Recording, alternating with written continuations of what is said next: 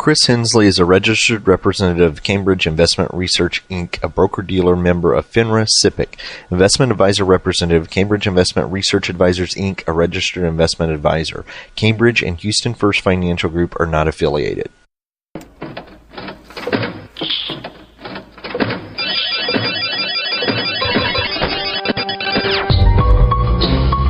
The Houston Midtown chapter of the Society for Financial Awareness presents Money Matters with your host, Christopher Hensley.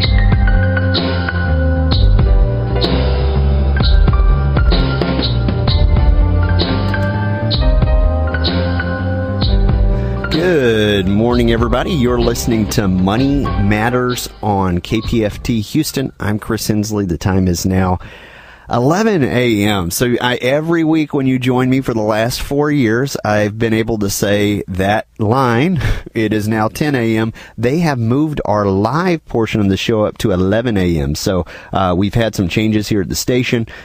We are now in between Tom Hartman and Democracy Now! So that is a good thing. We will probably get more listeners from this. But any type of change, as you know, is always change. So I just got to get used to that. My guest today, it was flexible enough to be able to stay with us through this last minute change here. But we have John Hope Bryant.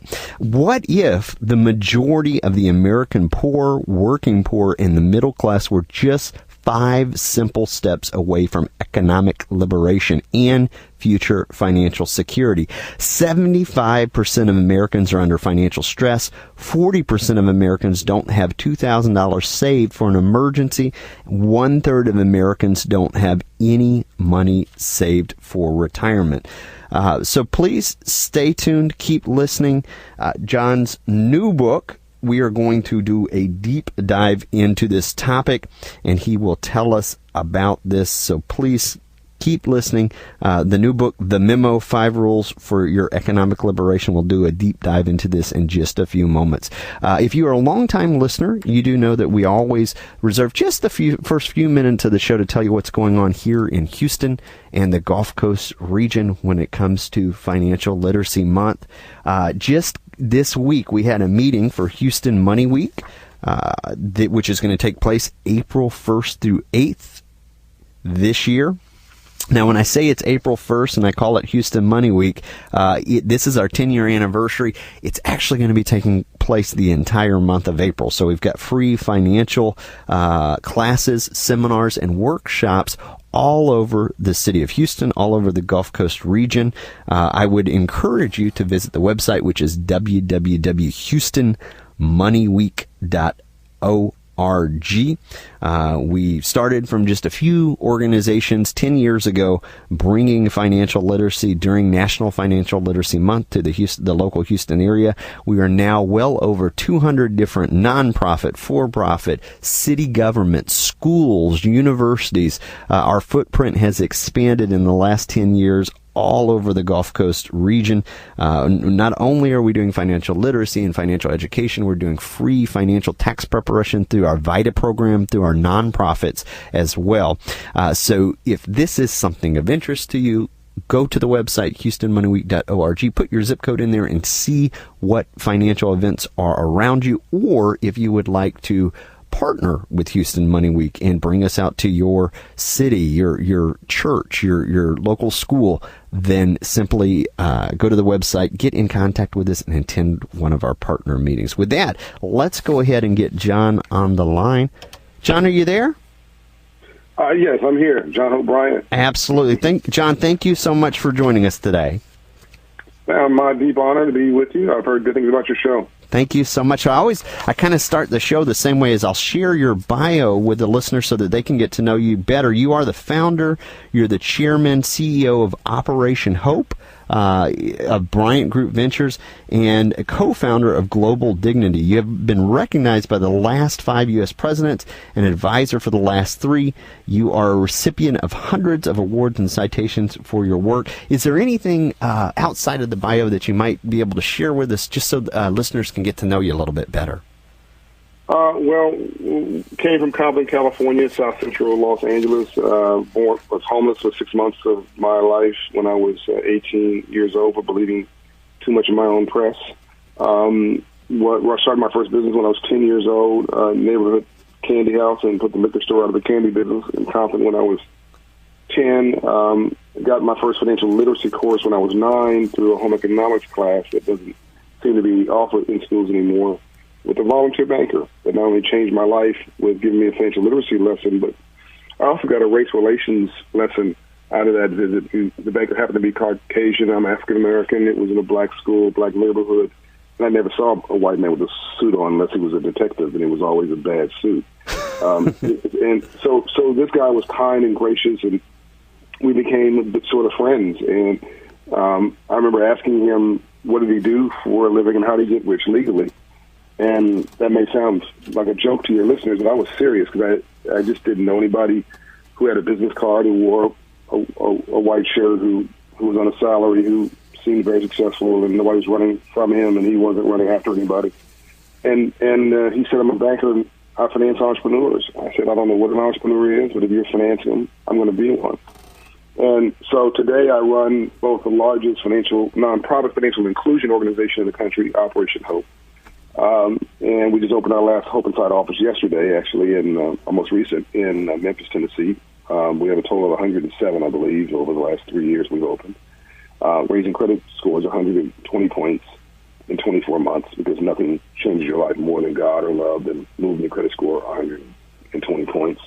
And then we also run, as part of the 40 companies I created, 40 entities, I also run the largest minority-controlled and institutional quality owner of single-family rental real estate in the country, and that's the Promise Homes Company. You probably don't have that in your bio summary because I just started a company last June with a couple partners, and it has $130 million worth of backing and capital attached to it. And we are using the philosophies of Operation Hope with that company.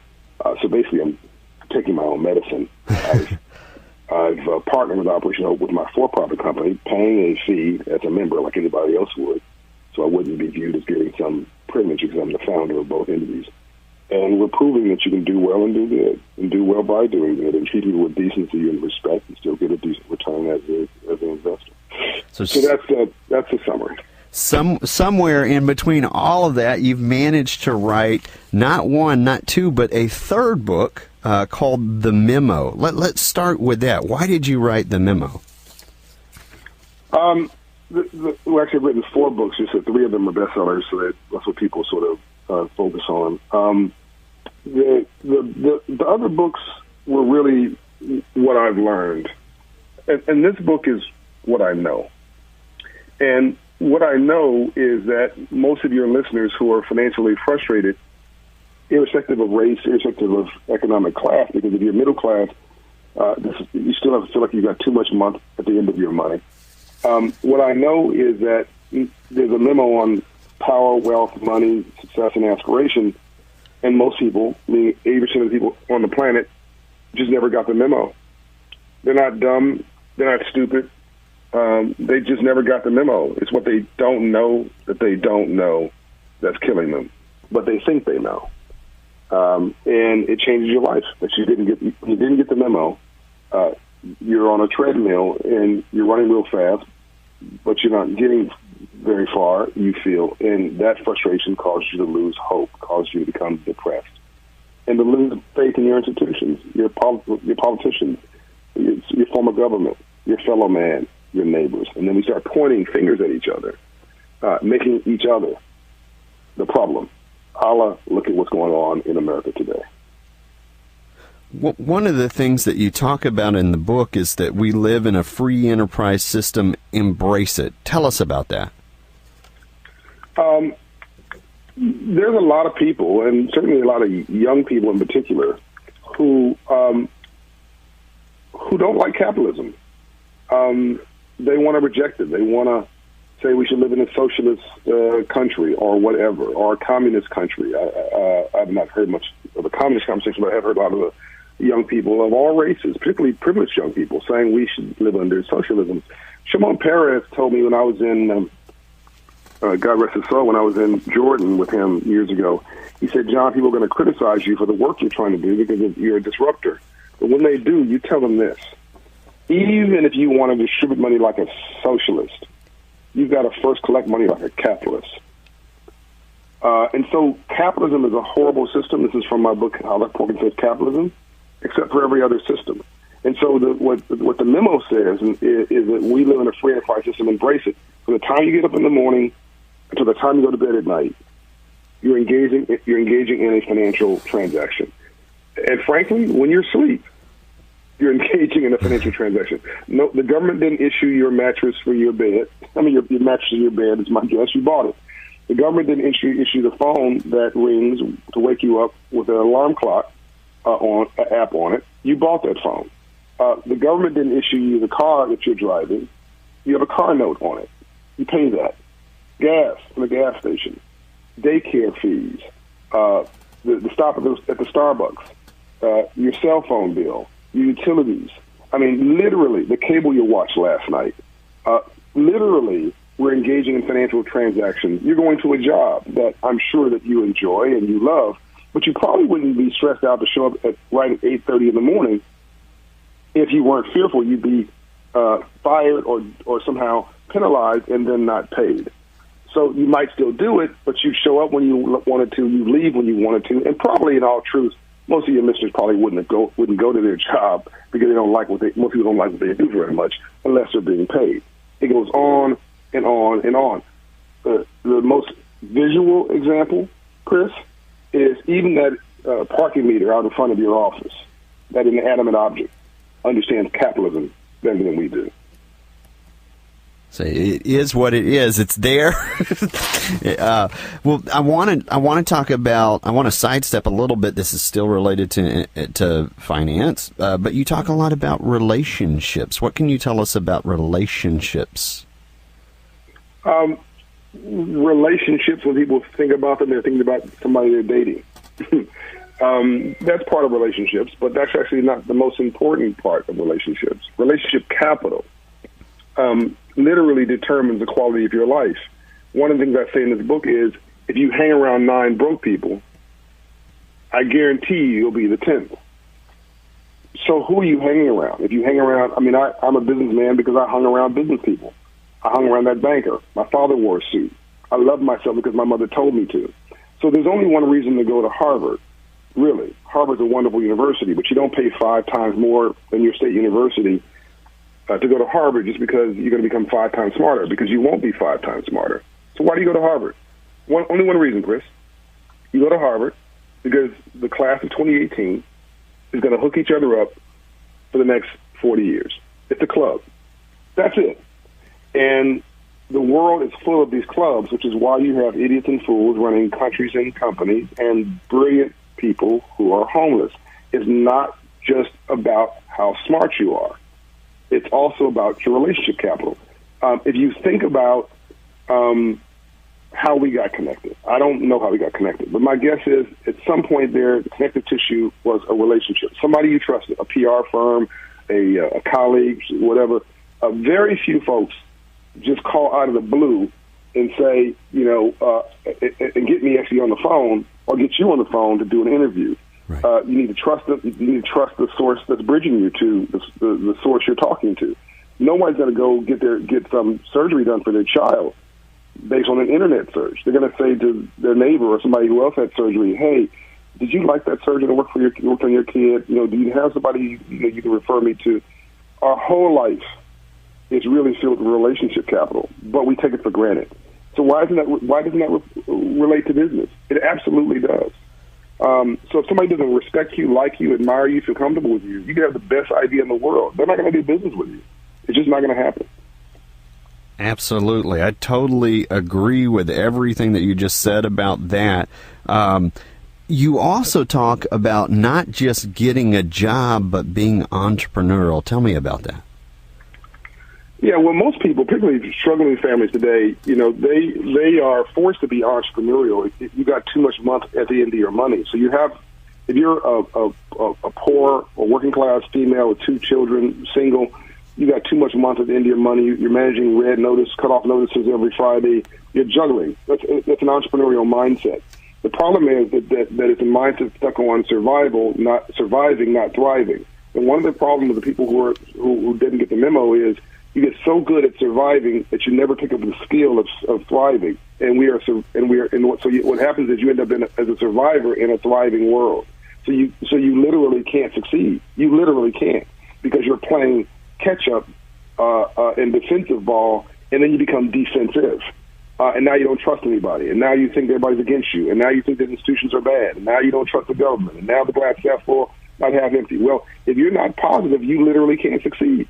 I mean, it becomes like a negative feedback loop, or put another way, it becomes like bias confirmation. So one of the things I say in the book is, I think I did this in chapter 5, chapter on spiritual capital.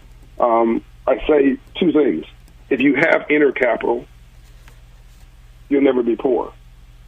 If you don't have inner capital, all the money in the world will not save you. Now, let me flip the script. If you are a black, I'm going to be biased here just to make the obvious point. If you are a black female in inner city, wherever, and your family, you're in Houston, and your family is all around you is poverty and distress, and people who are dealing with almost daily PTSD, post-traumatic stress disorder. You're leaving in the morning, leaving your kids alone with school and the daycare or granny or whatever. You're working 2 jobs. You're on the bus there, you're on the bus home. Your kids are dodging bullets on the way to school, trying not to get beat up by the gangs. Okay. Your whole family is getting dumber. It's cognitive narrowing. Your aspirations are going down, your hope is going down, your self-esteem is going down, your belief is going down. All the lights on the right side of your brain where aspiration lives are dimming. Now, I'm being provocative here.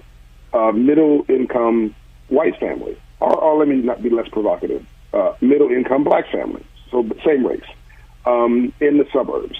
Both families working, middle-class income, they got enough money to pay their bills, to go to dinner twice a week, to go to the movies once a month, to go to the park twice a week. They have dinner together at night as a family. They do homework with the kids. Okay, that family is getting smarter. It's called cognitive expansion. The kid in that middle class family is no smarter than the kid in the white family, in the poor family. But one is dealing with surviving war. The other was dealing with thriving, aspiration.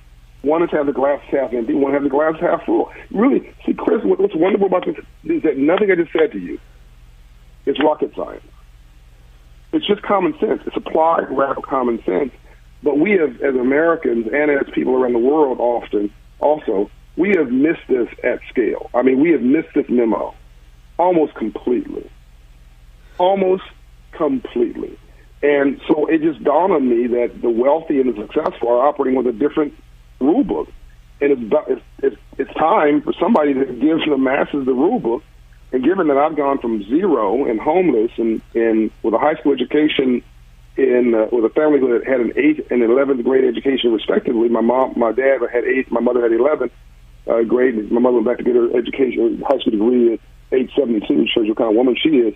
But I came from nothing, and I built relationship capital, built all this stuff, and now I'm running 40 entities and setting my own schedule, and I was able to reschedule my interview with you because I set my own time schedule. And my current frustration is fighting with a credit union over what my rate's going to be on the fancy car I want to buy for myself for my birthday present. but that's a high class problem that I can afford to deal with. As I'm trying to figure out what property I'm going to sell so I can buy the property I want in Maui. And, it's just a completely different conversation from my friends who are trying to figure out how to pay the light bill. Absolutely. Who's probably smarter than me, by the way, in a pure intellectual perspective. And I don't mind saying that. Go ahead. That for our listeners, all of what you just said are good problems to have. You talked about surviving versus thriving. That's thriving, not surviving. That's thriving. And you talked about bias confirmation. You talked about cognitive narrowing, kind of getting stuck in that negative loop there. I want to kind of circle back to another rule that you have in the memo. It says your mindset makes or loses money and wealth. You choose. What do you mean by that? I mean, whether you believe you can or whether you believe you can't, you're right. I mean that if you don't have a mentality that success is going from failure to failure without loss of enthusiasm, you're going to fail. I mean that I can't guarantee you that being positive will make you a success. Reading the memo is going to make you a success. But I guarantee you that if you're negative and you throw your hands up, you're going to absolutely fail. I guarantee you you're going to fail. Because nobody, simple rule, wants to be around a negative person. No successful person I know wants to be around somebody who's toxic. I cleanse my whole environment, once a month. No notice goes out. I don't go tell everybody. I just quietly let people who are pains in the rear end and who are negative and toxic that I happen to run into, they just don't hear from me anymore. And their phone call just doesn't get returned by me, gets returned by the vice president now, or gets returned. But the minute I'm in a conversation with somebody and I hear them sort of go left on me a little bit, I put them now in a whole new category. I say not a word to them. But now they're not meeting with the CEO. They're now meeting with I may let them down easily. So they meet with the senior vice president, and then next time they meet with the vice president, and then at some point they're meeting with the office manager, whose job it is to keep people off of me, basically. But this is, people may get angry at what I'm saying. This is the way of the world. You cannot go through life with a chip on your shoulder, not because you don't earn it and that you don't have a right, but that nobody cares. And nobody cares about your drama. You've got to go get that solved with a psychologist, with a therapist. You got to love yourself. You got to heal yourself before you go out in the world. Because if I don't like me, I'm not going to like you. If I don't feel good about me, I'm not going to feel good about you. If I don't respect me, don't expect me to respect you. If I don't have a purpose in my life, I'm going to make your life a living hell. Chris, what your people should be listening to, or asking themselves right now, is I thought that this was a Money Matters show. This book is supposedly was emerged as the #1 bestseller in the country, actually in the world, on budget and management, which it did, and it's still a bestseller. But the guy hasn't mentioned one financial principle. He hasn't talked about 401ks. He hasn't talked about investment strategy. Exactly right. Those are tactical issues. Those are issues of the intellect, and they're important. But that's not what defines whether you actually will be successful or not in life. You can get rich and still not be wealthy. You can win the lottery and be broke in 5 years. Look at all the NFL players, NBA players, who have these amazing contracts, but their mindset's not right. I can give a homeless guy $1 million out of sympathy, and he'll be broke in 6 months. Because I didn't have the empathy to say, I got to bring you along with a new sort of rationale and a new mentality to take your life back. One of the things you mentioned, nobody wants to be around negative people. It can be one of the most difficult and hard things if you have friends, family members that are toxic and you're trying to get rid of them. But you mentioned cleansing it. It can be one of the most liberating things to do that. It can be difficult, but it is one of the most liberating things that you can do. I want to talk about, as we're bumping towards the end of the show, spiritual capital. You say spiritual capital is the start of true wealth. Own your power. What do you mean by that? I mean that and this is a quote from an old French philosopher, we're not human beings having a spiritual experience. We are spiritual beings having a human experience. That life's all about energy. What kind of energy are you putting out? Who are you as a person? What are your belief systems? So somebody came to me one day and said, a lawyer said, all that stuff about faith and belief. John, I don't believe in all that stuff. I believe, he's a lawyer, I believe in the spirituality of the law. Okay? You see this contract in front of you? I believe in this contract. I believe it because I can see it, and I craft with all of my team of attorneys. Okay. So I said, you believe in that contract? Yes, I do. You think that contract is the most important thing in the world? Yes, I do. How thick is that contract? Oh, we've done all of the research. This contract is 3 inches thick. It's foolproof. I turned to the attorney, Chris, and I said, let me ask you a question. How good is that contract if it lacks the faith and the trust and the confidence of the two people signing it? He went dead silent because there is no logical answer to that. The contract is only as good as the person signing it. So if your word has no value, if your reputation is as a charlatan or a crook, or that you're a taker in life, I keep going back, you will get rich. You may get rich because you're really smart, but you will win the battle and lose the war. You're going to rearrange the deck chairs in the Titanic in your life. You may have a moment of success, but ultimately you will fail. And no one's going to remember you. No one's coming to your funeral because you were a taker. You've got to be a giver in life, because whatever goes around comes around. That's spiritual wealth. Absolutely. Absolutely.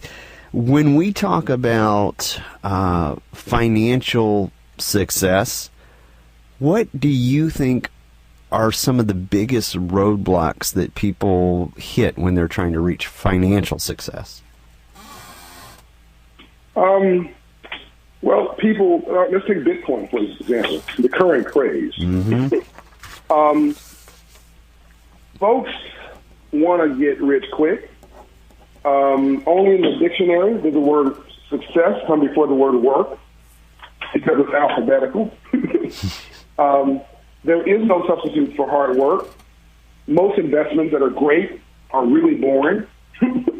But success in business or investment is no different than success in you raising your children. For those who have children listening to this broadcast, you cannot raise your children by email.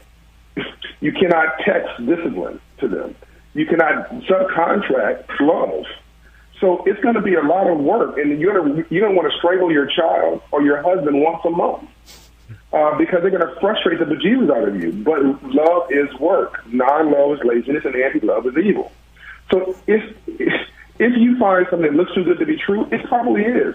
So Bitcoin, I say to people, I'm not telling you that Bitcoin is not a great investment. I'm sorry. I'm not saying that you can't make money at it. There's a lot of people who are making money at it. But it's speculation. It's not an investment. There is no asset underneath it. It goes up and down based on the whims of the public and how popular they think it is and how popular the media is pushing it. And if the media stops pushing it and if people stop buying it, it will drop like a rock and go to zero in value. That's just speculation. So if you want to ride that train, knock yourself out. But don't call it an investment. Okay? Real estate is an investment.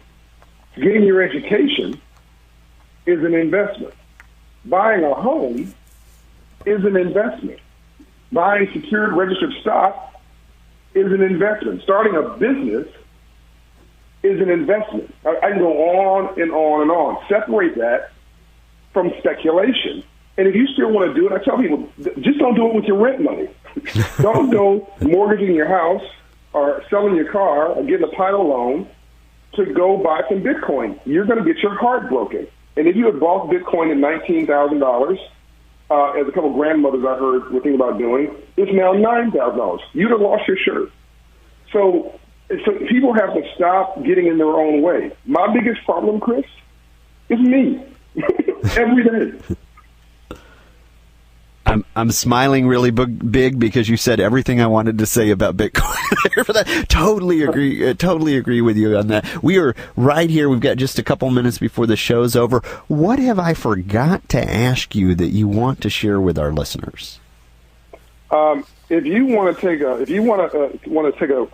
first of all, people should call Operation Hope if they want to take their life back. I'm going to have a PhD approach. I have a PhD approach. And they should call Operation Hope to get an appointment.